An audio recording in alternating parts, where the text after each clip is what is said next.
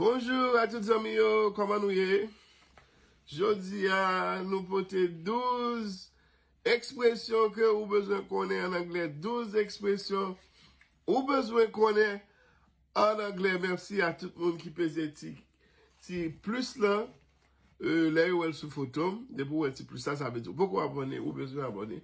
Pèse ti plus là pour capable de joindre plus vidéos. Et merci à tout le monde qui pèse ti cœur fait le vin rouge, là regarder les films, regarder vidéo. Hein? Et puis qui quitte un message femme connaît comment était la vidéo. Hein? Merci à tout le monde surtout qui partageait et qui pesait petit bouton carré fait le vin jaune pour y mettre vidéo en favorites pour retourner la donne là où vous avez besoin. En avant, 12 expressions ou besoin connaître en anglais. Let's go!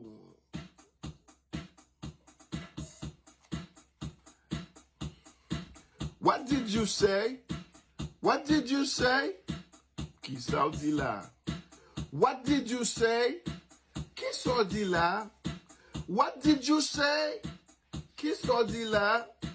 What did you say? Qui ça dit là? What are you talking about? What are you talking about? What are you talking about? De qui ça va parler? What are you talking about? What are you talking about? De qui ça va parler? De qui ça va parler? What are you talking about? Let me tell you something. Let me tell you something. Let me tell you something. Let me tell you something. This is a free country. This is a free country. This is a free country. This is a free country. Pays, ça son pays libre. This is a free country. This is a free country. Pays, ça son pays libre.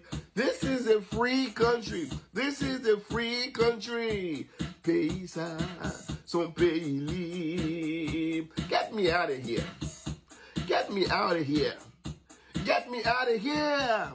Get me out of here. Make him dehors. Make him dehors.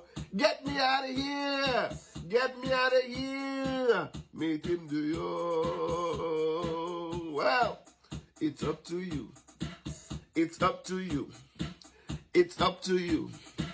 It's up to you. Ça dépend de vous. It's up to you. It's up to you. It's up to you. Ça dépend de vous. Be patient. Be patient. Be patient. Sois patient. Be patient. Be patient.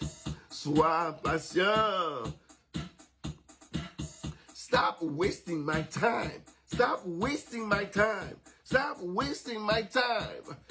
Si spun fem perdi temps. Si spun fem perdi temps. Stop wasting my time. Stop wasting my time. Si spun fem perdi temps. Si spun fem perdi temps. Hurry up. Hurry up. Hurry up. Fais vite. Hurry up. Fais vite. Hurry up. Hurry up. Let's go. Let's go. Let's go. En avant. En avant. Let's go. Let's go. En aller. En aller. En aller. En aller. Where should I put this? Where should I put this?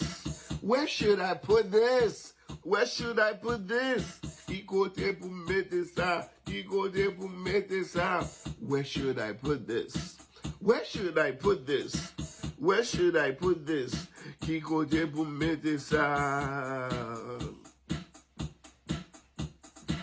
I can't take it anymore. I can't take it anymore. I can't take it anymore. I can't take it anymore.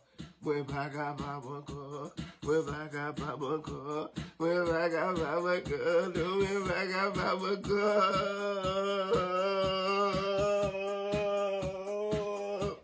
C'était 12 expressions, ça a été posé pour nous en anglais.